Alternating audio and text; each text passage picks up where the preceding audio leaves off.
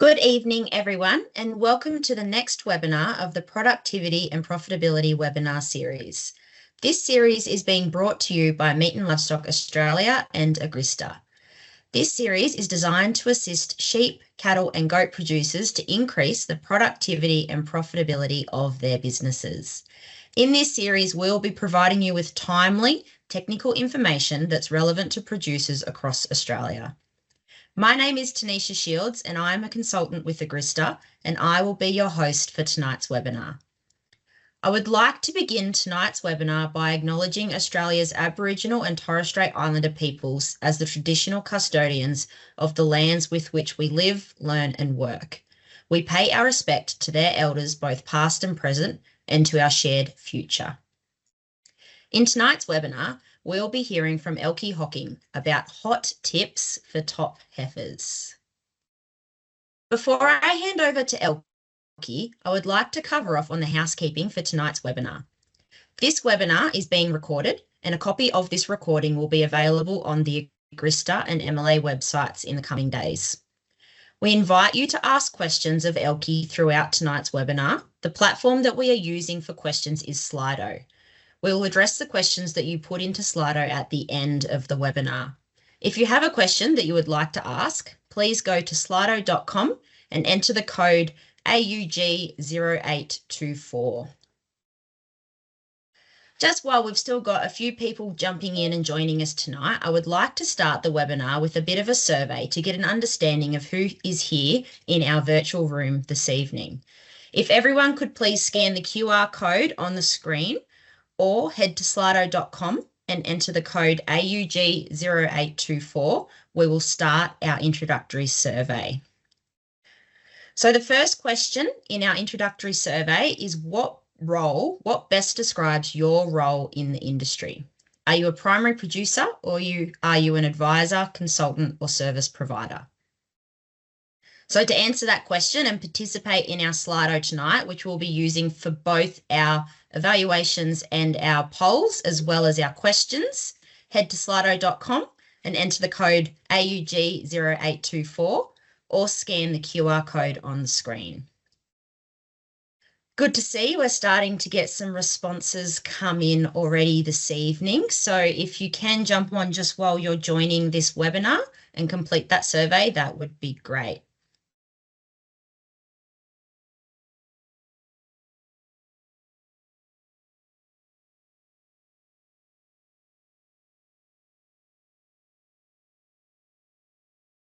Great to see so far. So we've got about 6 people still responding to that survey.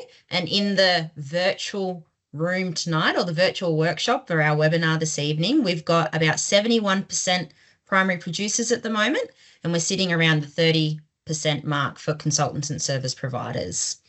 I'll just give you all another minute or so to jump in and complete those Slido questions, and then we'll move on and introduce Elkie for tonight.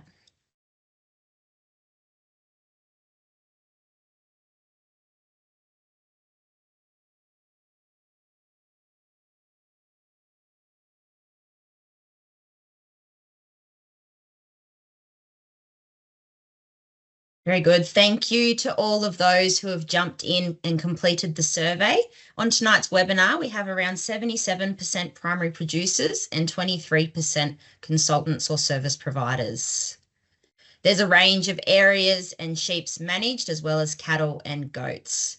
Thank you everyone who has jumped on and completed that survey. Tonight's speaker that I am delighted to introduce is Elkie Hocking. With over 20 years experience within the livestock industry, Elkie currently works as a private livestock consultant involved in extension and adoption programs for red meat and wool producers. Elkie has a master's degree in agricultural science from the University of Adelaide and has previously worked for the Beef CRC in New South Wales and PIRSA Rural Solutions South Australia. Based in the southeast of South Australia, Elkie also runs a prime lamb and beef cattle enterprise along with her husband and has farming interests on the Fleurieu Peninsula and Kangaroo Island with her parents' beef cattle and wool enterprises. Elkie is the MLA Southern Australia Livestock Research Council Group Chair, public officer for the SA Livestock Consultants Group, as well as sits on the MLA's Producer Adoption Reference Group. Elke is passionate about producers being able to profitably and sustainably produce high-yielding beef and lamb that meets consumers' expectations in terms of eating quality, nutrition, and safety through the adoption of new technology, best practice production systems, value-based trading, and a positive professional approach to business. Thank you very much, Elke. I'm delighted to have you on tonight, and I look forward to your presentation. I'll hand over to you. Thank you. I'll just share my screen. Okay, that's all good. You can see my screen, Tanisha? Perfect. Thank you, Elke. Beautiful. Okay, thank you very much. And I'd just like to thank MLA and Agrista for the opportunity to present this webinar to you tonight. It's great to be here. So I guess while my main role in the industry is livestock consultant working with red meat producers across Australia, I consider myself first and foremost as a producer and like to practice what I preach. So both my husband and I participate in on-farm trials, regional discussion groups, including the one that I'm about to present tonight, and we also both do financial benchmarking within our own business. Extension and adoption has to be practical and result in increased productivity and profitability. And I tend to work with groups rather than one-on-one clients because I really believe that the social and support network for producers is just as important as providing technical information. I'm also a really keen advocate for collaboration across research, industry and extension to create that optimum efficiency and impact. And that's sort of one of the models that we'll be talking about that we've used for this project tonight. So tonight I'll actually be talking about the producer demonstration site project on managing the health and reproductive performance of heifers to optimise whole herd productivity. Give a bit of a background to the project, what was the problem, what we did, some key findings from a linked MLA R&D heifer project that was going at the time that informed the design of this PDS adoption project. Also give a snapshot of the PDS project results from the producers in the workshop and key practices adopted by producers. I'll also spend a little bit of time just on discussing the model of engagement that we used for successful producer adoption. So I guess what was the issue? I guess in 2020 there was, there was a lack of beef extension, particularly when compared to sheep. So there was a lot of lifetime ewe management groups running around, lots of livestock advisors advising sheep in sheep reproduction, such like. And I actually delivered lifetime ewe to a few groups, and a few people were coming up to me saying, "Hey, is there anything sort of similar in this space for cattle?" And there really wasn't at that time. So I guess we sort of started with a regional producer survey just to gauge the interest in forming a beef discussion group. And in amongst that, we sort of asked them questions about their current practices and what common issues were concerning within their beef business. So some of the common issues that they reported was a high incidence of worms, reproductive diseases such as leptospirosis, Vibrio, pestivirus, IBR and the like, calf mortality issues caused by dystocia and calf scours, cow mortality, mostly metabolic conditions, grass tetany and milk fever. Bull breakdown was of particular concern because that's particularly expensive. Some were structural issues and some fertility, and various variable success with AI programs. So a lot of this was leading to quite large sort of reproductive wastage within the first few years of those breeders in their herd. Some of the current practices that they reported was a range of joining length between 5 to 12 weeks, and also a range of calving times from autumn through to spring. Only some were pregnancy testing and fertility testing bulls and using EBVs for selection. Very few were monitoring and managing for live weight and body condition score targets for joining.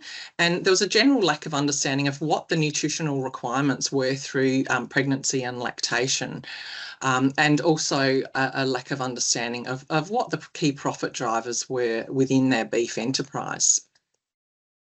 So that really informed our project aim, which was to optimise the reproductive potential of heifers through to second calving, to improve cattle herd health, welfare, productivity and profitability, and linked to the current University of Adelaide project and other technical expertise to fast-track adoption. And as I mentioned, the peer-to-peer learning and support was of particular importance. So this 3-year producer demonstration site project, Reproductive Health and Management Practice in Beef Heifers, was funded by MLA and the MLA donor company with producer contributions and was run through the MacKillop Farm Management Group, which is a farming systems group in the Limestone Coast region of South Australia. And we ran it for 3 years. So it ran between December 2020 and December 2023. And as I said, we linked it to the University of Adelaide heifer research project, optimising heifer development and management to increase whole herd productivity. And that particular project will be finalised shortly. And I guess the advantage of linking this PDS with an existing research project meant that producers were able to get an early look at the research and development findings from the project, as well as being able to give back input, so create that sort of two-way flow of communication back to the university about what questions we still wanted addressed. And I guess I'd like to just take this opportunity to acknowledge and thank Michelle, Jenna, Darren, Jude and Wayne for their involvement in this project and their the provision of expertise, technical expertise throughout this project. So I've got a couple of slides that do come from that project. So this is not from our project, this is from the maternal productivity project. So one of the first messages that we're exposed to, so Wayne Pitchford came and spoke to us a number of times throughout the course of the 3 years.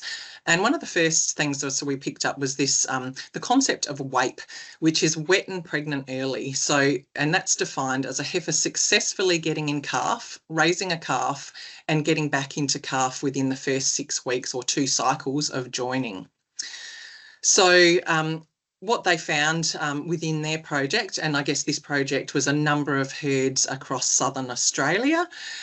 So what they found was that there was a high dropout rate in those first 2 years of heifers from weaning through to that second time calving, with sort of only about 56% achieving that WAPE. So if you look at this particular graph, and this is provided courtesy of the heifer project, so if you think starting at 100 weaner heifers, they achieve a conception rate of 72%, which is a dropout rate of 28%. Those calves, those heifers go on to have 88% success in calving, which leaves 63% that have successfully calved and lactated. Following that, they're joined again as second calving heifers, achieve quite good rates of 88% conception. But then by the time we're at that second joining, as I said, we're back to that 56%. So, you know, that just highlights that we are seeing a little bit of a dropout within those first 2 years. And I guess this, it's in the past we've, you know, often there's been sort of target joining weights, but what they've actually found with the project is that it's a combination between the effective live weight plus average daily gain on conception through a 6-week joining. So this graph I'll just quickly explain if I can. Yep, there's my mouse. So we've got 3 weight ranges, so 250 to 300 kilos, 300 to 350, 350 to 400 kilos, and these are average daily gain in terms of kilograms per head per day. So this particular one is losing weight at 500 grams per head per day. This is at maintenance, and then 500 grams per head per day gain, 1.5, 2 and 2.5 kilograms per head per day weight gain through this period. So you can see where the joining weight is low, increased conception rates can be achieved through ensuring the growth rates are between 1.5 and 2.5 kilograms per head per day. So if you think about it, this can pretty easily be achieved in the region when joining is done through spring. However, when joining in late autumn and early winter, having animals at higher target weights is an advantage. So you can see down here 350 to 400 kilos being the starting weight at joining. Even if they are at maintenance, still achieving 78% conception through to 88% conception rates if they are on that rising plan of nutrition. However, for the lower body weights, it's a really big increase from 45 to 84% heifer conception rates just by providing that high plane of nutrition. And we see a similar sort of story in ewe lambs as well. So I guess the university has also modelled the economics of supplying supplementary feed to heifers to improve growth rates, and shown that this can be a cost-effective strategy to improve heifer conception rates. So the producer group, I guess one of the good things is that we actually were able to provide input into the economics economic modelling throughout the project. So they consulted with us and we were able to give feedback on that just to make sure that the assumptions were realistic and for a commercial beef enterprise.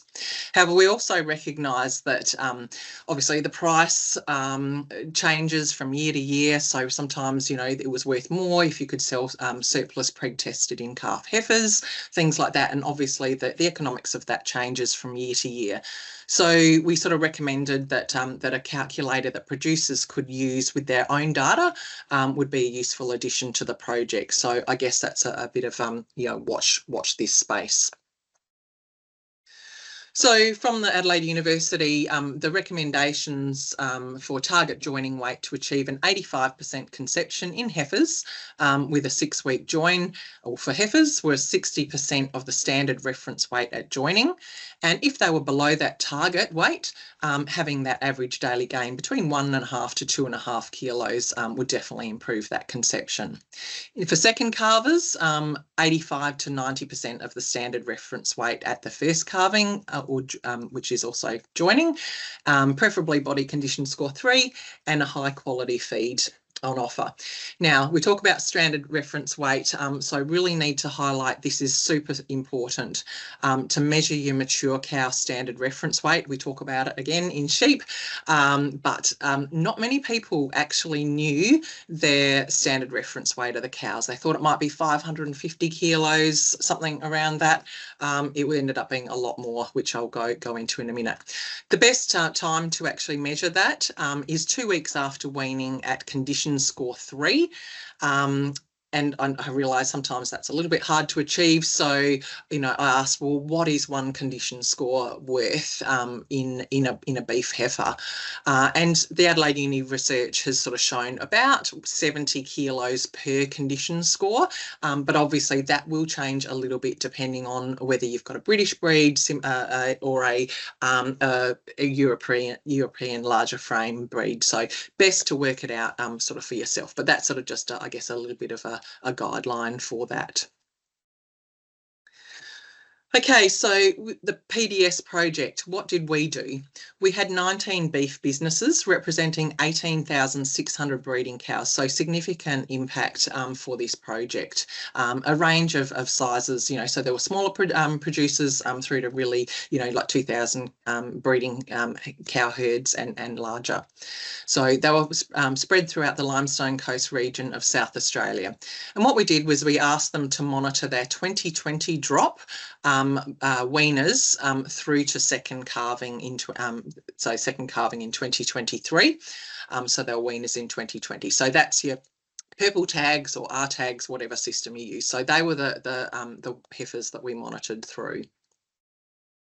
The first thing to do was to measure the average mature cow standard reference weight for their herd. So that we could actually calculate the live weight and body condition score targets for each business for joining based on that standard reference weight. Then obviously, once we had that, we needed to calculate the nutritional energy requirements based on the live weight and stage of pregnancy, just like we do in lifetime use. So at different stages throughout the 3-year period, we were constantly checking what's the requirements of your monitor mob at this point in time. We encourage them to measure and monitor pasture quality and quantity, live weight, average daily gain, body condition score and animal health, and preferably record supplementary feed. So as you can imagine, it's a producer trial. Getting producers to do all of those things is variable, but we did end up with sort of 8 producers that gave us some really good data out of the 19 that we'll present in this webinar tonight. We had a range of breeds from Angus, pure Angus herds, Herefords, and some composites. So I think there was quite just about every breed represented. The mature cow standard reference weight in the PDS was much higher than expected at 660 kilos, with a range of 630 to 700 kilos. Calving time, as I said, ranged from February through to September, but with quite 3 distinct calving periods. And I just want to define that, because often, we talk about spring calving and it may not be. So I really wanted to just say that the autumn calving, we're talking about February through to April, a winter calving, May through to July, which is a little bit common in the southern region, and spring calving defined as August through to October.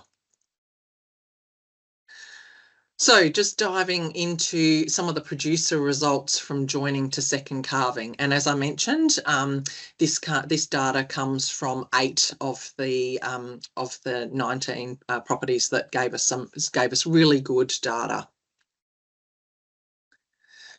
So as I said, the reference weight of the average of those 8 herds was 660 kilos. This particular graph, I know it's a little bit cluttered, but I'll just try and talk you through it. So we've got the year of drop, the joining year, and the average live weight at their first joining, and then I've expressed that as a percentage of that standard reference weight. Then we've got a heifer conception percentage. The calving, well, I've got month, but as I said, I've just put the year in here. This is adapted from another table. Percentage of calves born alive to cows calved. Percentage assisted at calving, so indicates how much calving trouble we were having. Heifer mortality, and then the total weaning percentage to joining. And like, again, I'll refer back to, I guess, the lifetime ewe. When people sort of first start doing that, you say, what's your lambing percentage? And they'll report how many lambs they got out of the ones that were preg tested. But we always want to go back to, okay, what's the weaning percentage to the cattle joined? So I guess that's the just to explain that a little bit further. So I guess we asked for some baseline data just to see if we were actually improving practices within the group. So we asked for as much information as what they could give. I guess reliably that 2018 and 2019 data, because sometimes the records weren't that complete. So you can see, they were probably doing about 53% of that reference weight, and then 56% in the monitor mob through to 84%. I'm jumped into heifer conception. So 53% of the standard reference weight through to 58% of that standard reference weight, which was much closer to the recommended 60% to achieve that higher heifer conception. And you can see that we did manage to improve heifer conception rate from 76%, which was similar to what the University of Adelaide project saw, and we improved that to 84%. You can see that the percentage of calves born alive was pretty good, 93 to 94%. We did have a little bit of assistance at calving earlier on, and we had reduced that, and we also reduced heifer mortality throughout the course of the 3 years. So weaning percentage to cattle joined or heifers joined range from 68% at the start from baseline data through to 74% in those 2021 drop heifers. So we asked them to sort of monitor mostly the 2020 drop heifers, but as you can imagine, it takes a long time sort of to, I guess, to measure, monitor. So that monitor mob was really the experimental mob. So it wasn't really till that 2021 that we can actually see a really big improvement where producers have adopted the learnings from out the project. Also, just really important to point out, just breaking up those calving times. And this also sort of lines up with what University of Adelaide was seeing with growth rates through joining. We had the biggest effect of improving the standard, the live weight at joining in that autumn calving mob. You can see autumn calving in the monitor mob was 80%. And then the following year, the 2021 drop heifers achieved 85%. So they had the biggest impact or biggest improvement in improving live weight at joining, compared to winter calving and spring calving, which, improved slightly. Spring calving didn't really, probably because of that effect of average daily gain through joining that can mask a lot of sins, I guess. Just moving on to the second calving data. So again, we've got sort of our baseline data. So these are the second calvers. You can see that they started off around about that 80% of standard reference weight and increased through to 85% of the standard reference weight. And cow conception rate was pretty good at the start anyway, at 88%, but still managed to increase that through to 92%. Again, calves born alive to cows calved was about 94 to 98% in those second calvers. We reduced this amount of assistance at calving, cow mortality really low, and weaning percentage to second calvers joined increased from 82% to 89%. So, I guess one of the things that it did highlight was at the start of the project, everyone said, I have lots of trouble with my second calving cows. But in this, it really shows that the baseline data was actually quite good. And I think that's a result of everyone's really focused on those second calving cows anyway as being the problem child. And actually they do give them the preferential, the best paddock and such like, because they've recognised that they are a problem. So I think this actually showed that they were actually doing a really good job of managing those second calvers. So I guess this is just a little bit similar to that first graph that I put up from the University of Adelaide, demonstrating where the losses are in your beef herd. And I think it's really important to calculate that out. So one distinction that we've got in this project compared to the Adelaide University one is that I took the starting numbers as at joining, not at weaning, because we did have some producers that were purchasing in all of their heifers to join. So it was a little bit hard, and some producers, they weren't necessarily joining everything. They were saying, right, we'll just take those weaners and we'll just join this particular mob. So that's just a little bit of a distinction that I just want to point out there. But you can see that in our monitor mob, we by the time we got to, I guess, WAPE, so that, getting in calf the first time, raising a calf, and then rejoining.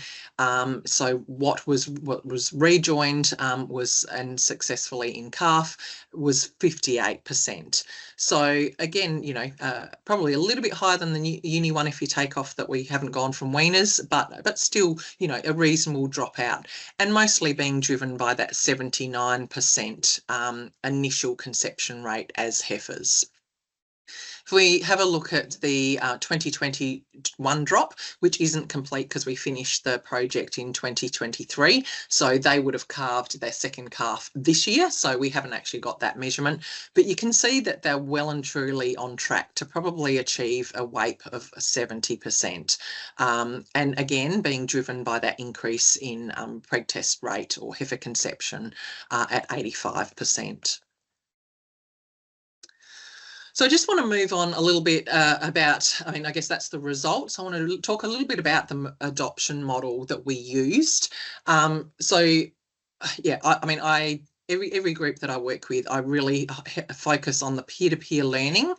I think that's so valuable, and producers, it's always the highlight of all of the evaluation processes. What did you enjoy most about the project? It was like the ability to learn from other producers. We had some fantastic leading producers. We did visit a host farm at every session, and that gave the host producer to just talk about their business and what some of the things that they were doing to manage their heifers, but not just their heifers. They talked about their whole beef business. So for some of them, they might have been doing financial benchmarking. For some of them, they might have been doing a lot of AI. So every business that we visited had something different to offer. So throughout the project, we actually visited 11 out of the 19 properties, which was pretty good. So super exciting for that. We had a good mix of producers with a variety of management and calving systems, as I've already mentioned, which creates great discussions and people having a look over the fence going, oh, would that work in my system or not?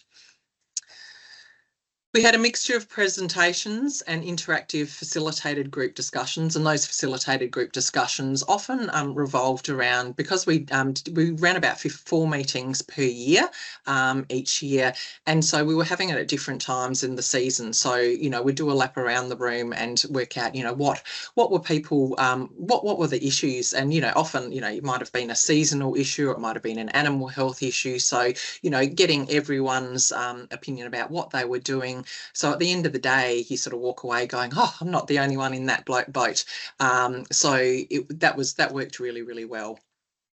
Like Lifetime U, we sort of designed the project so that we had that repeated skill development. So every session we measured the pasture quality and quantity. So we were measuring that at different times throughout the year. And also whoever's sort of property we were on, we would monitor their monitor mob. So everyone would have the opportunity to body condition score that monitor mob of heifers, and also measure the live weight. And then on top of that, we'd sort of look at, okay, what are the nutritional requirements at this stage of pregnancy.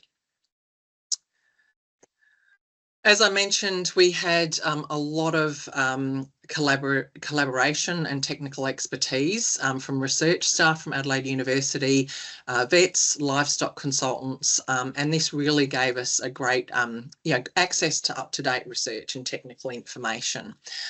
So we're really fortunate. So Sean McGrath from the Millicent Veterinary Clinic attended, I think, every session, and that was fantastic because he was there to address all of those animal health issues as they arose throughout the 3-year project.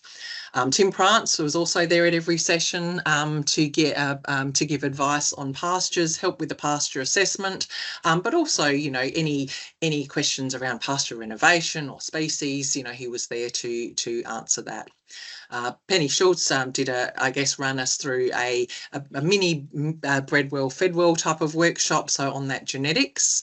And then I guess I'd just like to acknowledge all of the different people that contributed along the way to some of those technical presentations. And then probably halfway through the project, Ash, previously Ash Hunt, now Ash Wachtel from Tailored Livestock Consulting, came in and helped with some of the nutritional guidelines for achieving those joining weights and such like, and also helped me collect the data, because producers handing over data is a big challenge.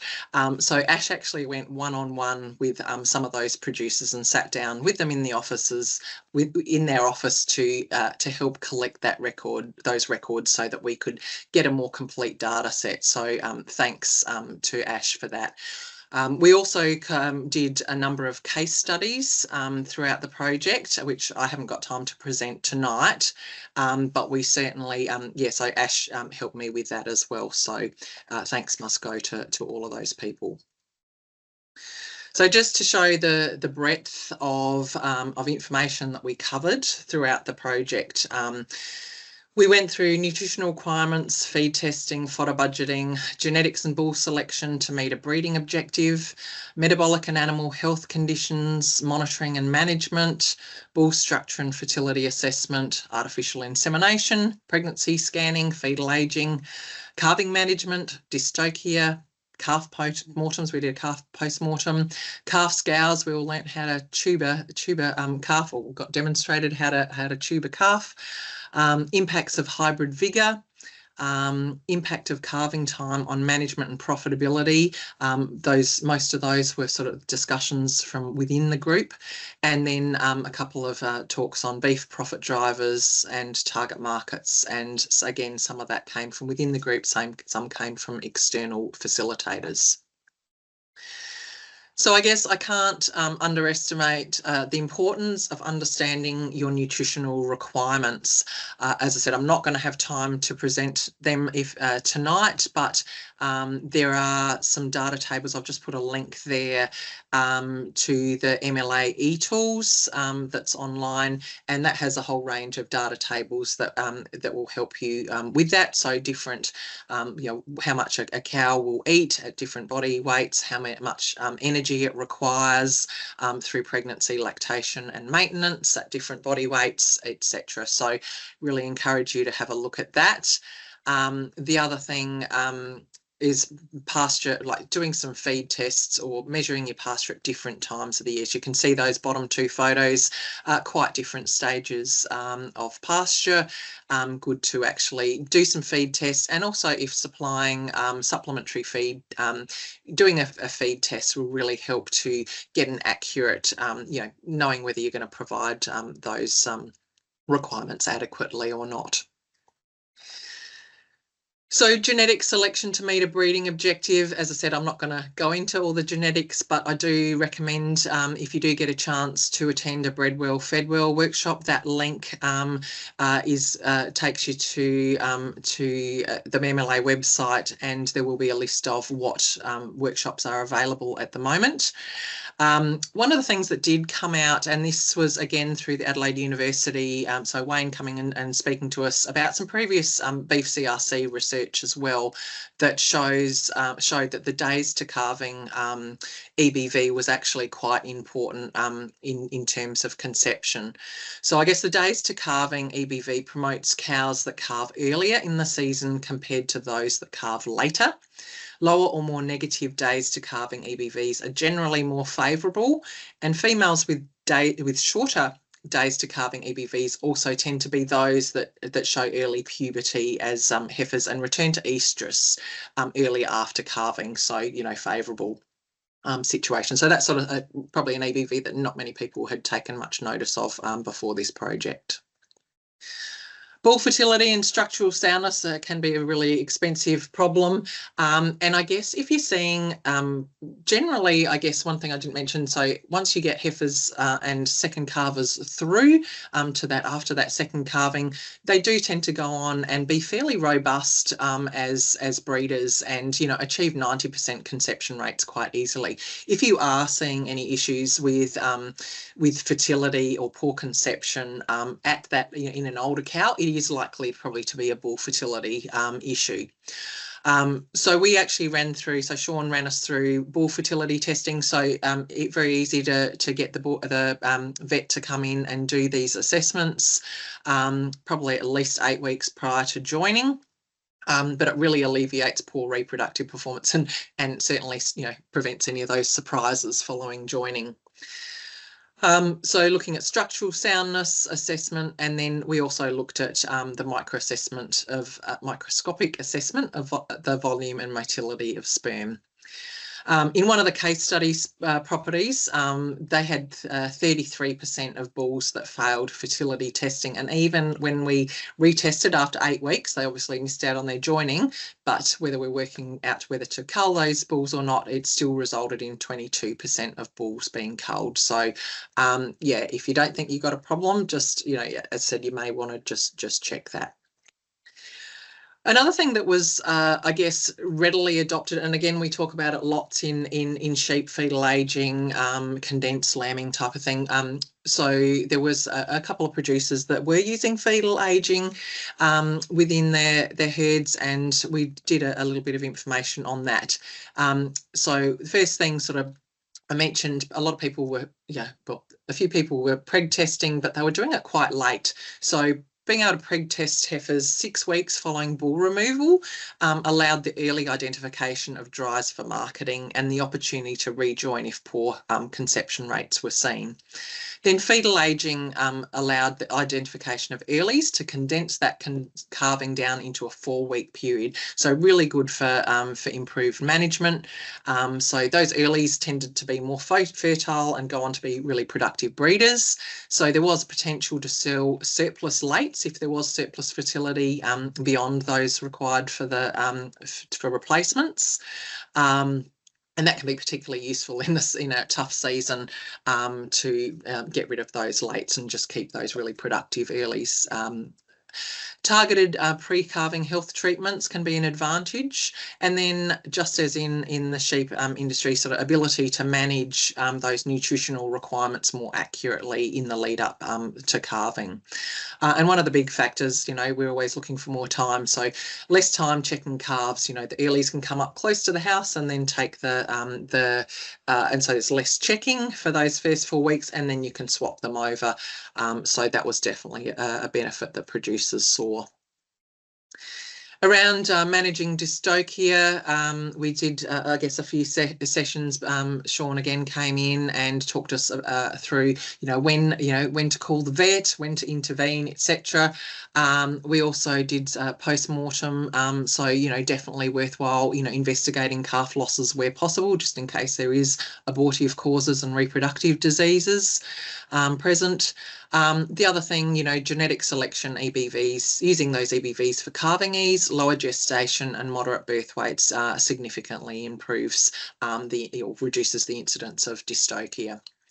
The other thing, provision of adequate nutrition prior to calving, including calcium and magnesium, which both have an important role in that muscle contraction during calving. So some of those factors came out through producer discussions. They had, or in animal health investigations, that have some issues with calving, and sometimes it came down to low magnesium and calcium levels. We did a lot of animal health investigations, and we have got a case study, which is in the final report. There's a little bit of debate, like a lot of people thought that it wasn't worthwhile doing worm eggs counts in cattle. However, if they're less than 18 months of age, fecal worm egg count monitoring is definitely a reliable and worthwhile thing to do. If they are older than 18 months, it does tend to be quite unreliable. So the most common cause of weight loss in the southern region in young cattle, besides nutrition, is normally due to osteotargia. So if you do want to try and detect that in those older age group, 18 months and older, a blood test for pepsinogen, which can indicate abomasum damage from osteotargia, can definitely help. And that will also show the incidence of type 2 osteotargia, which definitely can kill heifers, those over 18 month old animals quite readily. So definitely worthwhile doing. Blood tests can also detect trace element deficiencies, liver and kidney damage. We had a few toxic plants that showed up in some of the investigations, and also detecting reproductive diseases such as pesty and lecto. So I guess the key messages in the yearly animal health plan: have a cost-effective preventative and annual animal health plan where monitoring and control mineral, trace element supplementation and infectious disease monitoring or vaccination. But I guess the bottom line is that a lot of times, investigations of ill thrift in weaner heifers at joining were often a result of poor nutrition rather than specific animal health issues. So it's a case of nutrition, nutrition, nutrition. As I said, we had lots of different calving times, lots of different discussions within the group. And I guess the upshot of that was really that you need to evaluate your time of calving in terms of being able to meet animal requirements at critical time periods, assess the pros and cons in relation to your environmental conditions. What works on someone's farm may not work on yours. Got to think about all the clashes. If you change one thing, what else is going to be thrown out? But really, importantly, assess the cost of production of your current enterprise to determine the profitability and impact of changes to your business. And, we did have discussions, around cost of production and different KPIs. And I guess that the top producers are, got a cost of production less than, or probably around about $1.50 per kilogram live weight for those really highly profitable beef enterprises. So if you don't know your cost of production or you don't know those key performance indicators, I definitely recommend that you you either join a financial benchmarking group or jump onto the MLA website and look at the cost of production calculator. So just in terms of the adoption impact from the project, 100% of producers reported that they had adopted or intended to adopt the practice of recording their herd performance data annually, and particularly number of calves weaned to cows joined, pregnancy scanning, and having a breeding objective and using EBVs more readily when they were selecting bulls. 89% of producers have adopted or intended to adopt the practice of managing their herd for a 6 to 9 week joining.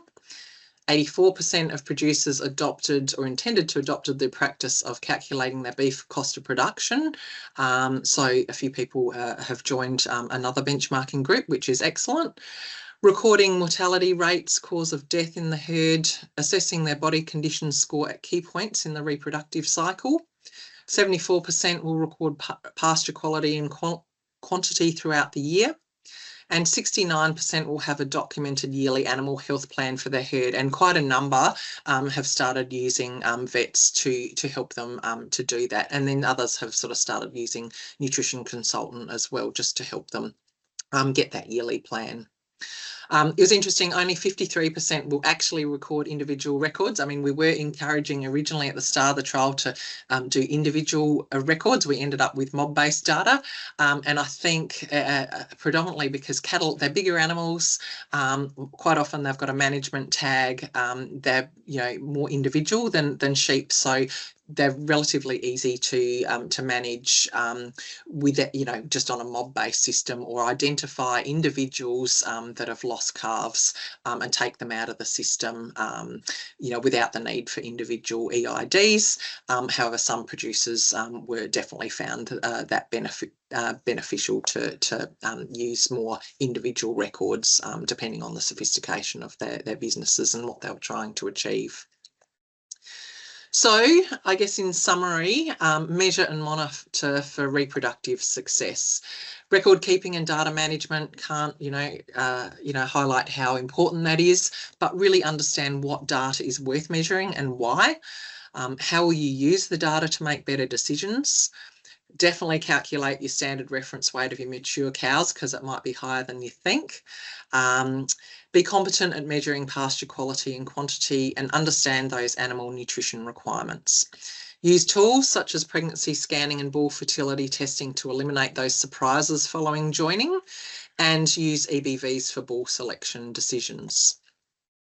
And just to reiterate, measure and monitor for reproductive success, measure the mature cow standard reference weight. So if we're thinking a 660 kilo was the average of this project, really proactively manage your heifer to target joining rates to achieve 85% conception rates in heifers in a 6-week joining. So 60% of a standard reference weight. So for a 660 kilo reference weight, that would be around about that 396 kilos. And if heifers are below the target weight, look at seeing if it's economical to increase that average daily gain through joining to improve the conception rates, and to optimise reconception in second calvers 85 to 90% of that standard reference weight. Consider using a veterinarian or livestock consultant to help develop an annual health plan to achieve those target live weights and body condition score, optimise health and welfare, reduce mortality, and that will help you to realise the genetic potential of your herd. And most importantly, utilise peer networks, watch and learn from others, and realise you're not the only one who makes mistakes. I tell my producers that you learn more from your mistakes than you do from your successes, and in a small group setting, that really happens. You share warts and all, so really, really important, and that supportive process of that peer networks. And then I've just got, I guess these slides will be up later, and the links to the final report. We've got a website project page, lots of projects, there's a couple of videos, and then more beef from pastures manual. So there's, I guess, quite a few resources there. So thank you very much. So I'll hand back to Tanisha. So thank you. Thank you very much, Elke. Just while I take control back, I will just start reading out the first of the questions. There have been a few questions that have started to come through this evening. The first question that I had was just, will the slides be available, which you just answered, but yes, the slides will be available with this recording on the MLA website and also the Agrista website as well. Elke, the first question that I've had come through tonight is, how can I learn to condition score a cow? Okay, so there's I guess plenty of resources on the website. So like MLA would have some references there. New South Wales Ag, there's I think they have a lot of fact sheets on body condition scoring. So there is a lot of information around that steps you through, like it would in the lifetime ewe management. But I'd probably encourage you to really get someone to help you, like a livestock consultant, veterinarian, or joining a group. And we're really hoping that in the future that this particular model will actually get adopted by industry, and there will be sort of groups available so that you can actually do that within a group setting. So yeah, hopefully that answers your question, but certainly I can provide a link to that as well. Excellent. Thanks, Elke. The next one is, how do you handle tough seasons when trying to meet those body condition score targets and weight targets? And does this have a long-term impact on production? Yeah, so I guess in a tough season, and this year is in the southeast is going to be one of those. So the issues, I guess if I'm just talking about this season, is going to be meeting those targets. Supplementary feed normally is quite available. It is going to be a lot harder. I would be looking at this year that there will be lower conception rates, but anything that you can do to increase that average daily gain through the joining period will help improve those conception rates. The other thing, I guess, sometimes if we've got calves that are going to be, cows that are in lower body condition score coming out of calving, just going to need to recognise that it's going to probably take them longer. One slide I didn't put up tonight because I didn't have time. It actually takes longer for cows that are in lower body condition score to return to estrus if they're in lower body condition score or on a low plan of nutrition. So again, if you can do anything to increase their average daily gain, that can speed up the return to estrus. If not, you may just need to look at keeping the bull in for an extra couple of cycles. It's not ideal, but I think this year could be a case. It's going to be you're just going to need to work with what you've got. So yeah, it's a tricky one. Certainly is, but definitely very pertinent in some parts of the country, Elkie. The next question is, how old were the heifers at first joining? So the heifers at first join, so they're 2020 drop heifers. So if we just look at them, so they're pretty much a year old when at joining. So so if they're an autumn calving March, they would get joined in, yeah, probably say June the next year. So what's that, about 15 months. Yeah. Excellent. Is it better to use mature cow weight of the dam for each heifer rather than mob averages? Yeah, that's interesting. It's something that we didn't really look at, but it probably it depends on how much variance you've actually got in your herd. There's, I guess, yeah, if you've got quite say like an Angus herd, I would say, you might have quite a narrow range. If you've got composites, you may have a really big range. I know even like, I guess within our own system, we have composites, and I went through the exercise and I split I split them on, over 630 kilos and under 630 kilos. And so I actually sort of still did it on a mob base, but kind of split them into those ranges. So it really depends on the variation in your own herd. But I think it's something that could be looked at. And that EID, that individual mob management, we could definitely do that. Like that as well. Excellent.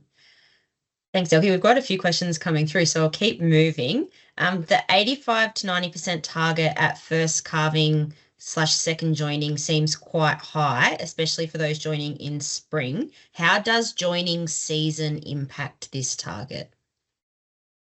As I said, I probably haven't got, I mean, it's, yeah, I haven't got that information. The Adelaide University sort of, that was, I guess, the recommendation. It's the general recommendation. I think again it would be similar if you're joining in through spring. It's still probably not going to be quite as critical. So I think it would hold the same as that heifer joining as well. So probably not as critical if joining in spring, more critical if you're joining through autumn. So, but yeah. Exactly. And what would you recommend as a minimum weight when selecting heifers for joining? Yeah, as I said, it's, I guess, 60% is the recommended, and again it depends on what you're trying to achieve within the group. There were some producers that would just put all the heifers in and say, "Oh, let the bull choose." And I guess one consideration is that if they are lighter at joining, you may end up with just less. So it really, a lower conception rate, which may be fine depending on your herd replacement numbers that you require. But also just recognising that, you can, if you're going to try and put weight on those animals, they do need to still be a reasonable size for calving, because they might still get pregnant at a really light weight, but then they're the ones that are potentially going to have some issues around calving if they're not well grown. And it's much better to grow them at the start of pregnancy rather than leaving all their catch up to the end, because that's sometimes when people can come unstuck, because I guess that last third of pregnancy is where you're influencing fetal growth. And if all of it's going into the calf and not into the heifer, that's when you can have problems. So ensuring that it's well grown earlier rather than later, if you have to play catch up, would be, definitely recommended. So, yep. I think this leads in really well. There was another question that's just come through, Elkie, that is, once the heifer is pregnant, what's the best daily weight gain to calving if you're worrying about heifers getting too fat? Again, I don't know that I've got the specific answer for that. I guess one of the things we did discuss, there was a bit of a myth around, starve them down before calving, so we don't get those, big calves. That the issue was that if you don't provide enough energy leading into that calving phase, then the heifer does, or cow doesn't have enough energy to push the calf out. So being really sort of mindful that you need to provide enough nutrition to ensure that there's enough energy to push that calf out. Yeah, so I'd have to look that one up, I think. So yeah. That's right. There's still a few questions coming through, Elkie. We'll get to a couple more, but anything tonight, if we haven't answered your question, Elkie and I are actually recording a podcast on this topic as well. So we'll make sure that we get to any questions that we don't get to tonight in the podcast. The next question that I have, Elkie, is do you use fecal NRIS for nutritional assessment through the year? No, as I said, it's something, as I said, I've just been in a room full of MLA staff and such like the last couple of days, and it's certainly something that I think that would be useful, but it's not something that we use within this project. I think it would be worthwhile.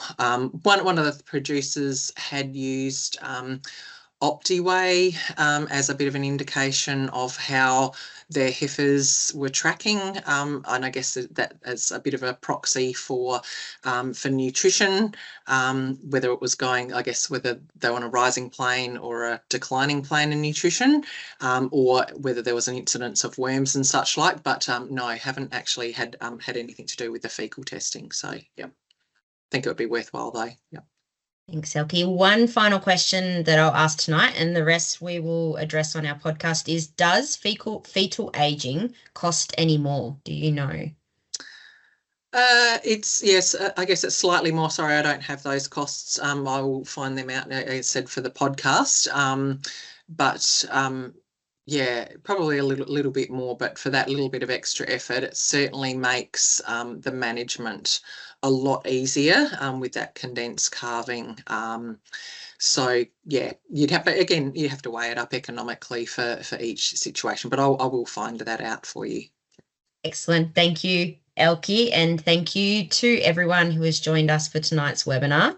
Elkie, thank you for sharing some absolutely great information about heifer management. I know I've certainly been sitting here madly writing notes along the way, and I'm really looking forward to recording our podcast as well to dive into some of those conversations that you started a little bit more.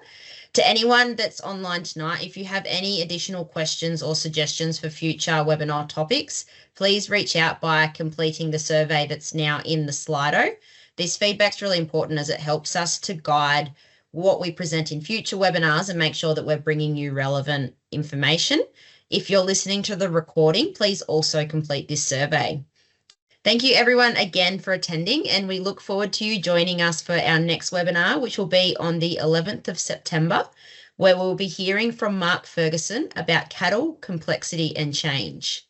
If you missed last month's webinar, you can head over to the MLA or Agrista website to watch it.